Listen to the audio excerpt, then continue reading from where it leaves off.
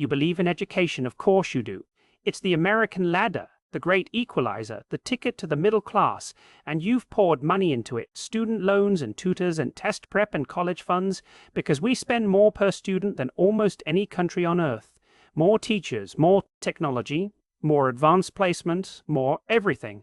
And here's the paradox that will make you want to demand a refund. Despite all that spending, American students consistently land in the middle of the pack on international tests, behind Canada and Japan and Germany and Poland and Vietnam, where 15-year-olds in a country that spends a fraction per student outperform us in math and science, and we spend like royalty and learn like peasants. The data is a slow humiliation. Reading scores average, math below average, science mediocre, and the gap between our spending and our outcomes is the largest in the developed world. We've doubled inflation-adjusted spending per student since the 1970s, and test scores have barely budged because more money didn't buy more learning, it bought more of everything except results, and the neuroscience is inconvenient. The human brain learns through struggle, curiosity, and meaningful feedback, not through worksheets and standardized tests, and sitting in a chair for 7 hours a day memorizing facts that evaporate the moment the exam ends. But American schools are optimized for obedience and recall, not for thinking. We teach to the test because the test funds the school. We punish creativity because creativity is hard to measure. We reward compliance because compliant students make compliant workers, and the system was designed in the Industrial Revolution to produce factory laborers, and it still produces factory laborers, just with more debt. The American twist is we've turned education into a credentialing arms race, while stripping it of actual learning. So a degree is no longer a sign of knowledge, but a signal of endurance and debt tolerance and the ability to jump through hoops. Employers know this. That's why so many jobs now require a bachelor's for work that could be learned in 6 months. The degree doesn't teach you anything useful.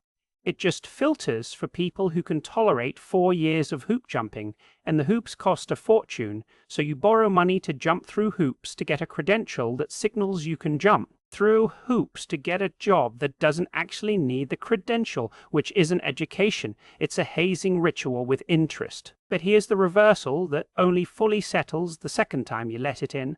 The best educated Americans are often the ones with the fewest formal credentials, autodidacts, tradespeople, entrepreneurs, artists, mechanics, farmers, people who learned because they needed to, not because a syllabus told them to, who understand that real education is not something you receive, but something you take. They read deeply, question everything, seek out mentors, learn by doing, make mistakes in public. They don't have diplomas on their walls, they have skills in their hands, and in a country obsessed with credentials, they quietly outperform the degreed masses. Let me tell you about Javier, who dropped out of high school at 16 and was told he was throwing his life away. Got a job at an auto repair shop, started watching videos about electrical systems, took night classes at a community college for a fraction of the cost of university, opened his own shop by 25, employed 12 people by 30, never got a bachelor's degree, but reads engineering textbooks for fun and troubleshoots problems that stump dealership mechanics and mentors young men who also didn't fit the classroom mold, and his daughter, a PhD candidate in neuroscience, told him once, "Dad, you're the smartest person I know, and you never finished high school." And Javier said, "School isn't learning. Learning is learning. I never stopped." And that's the paradox the system doesn't want you to see. It confuses attendance with education, credits with knowledge, diplomas with wisdom, while Javier has all 3 of the latter and simply skipped the former. The American cognitive paradox sits right here. We spend more on education than almost anyone and learn less because we've confused schooling with learning. And the only ones who escape the trap are those who take responsibility for their own minds, who use school as a tool, not a destination, who question their teachers, read outside the curriculum, learn trades and languages and skills that have nothing to do with their major, and understand that a degree is not a finish line but a piece of paper. And what matters is what you can actually do. Right now, your brain might want to defend your degree, and your loans and credentials matter in a credentialist society. But ask yourself when you last learned something truly new, not because you had to, but because you wanted to, when you last changed your mind based on evidence, when you last admitted you didn't know something and went looking for an answer, not a grade. And if those moments are rare, your education may have taught you to pass tests, not to think. The question from the beginning, why does America spend the most yet learn the least, has an answer that only a second viewing fully unpacks.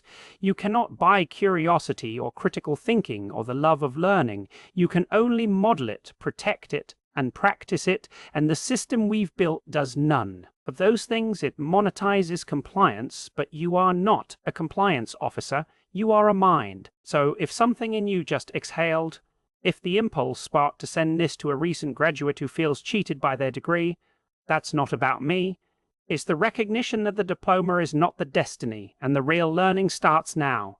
And sharing that might be the first ungraded assignment you've given yourself in years. Now go learn something today for no reason other than you want to. That's an order.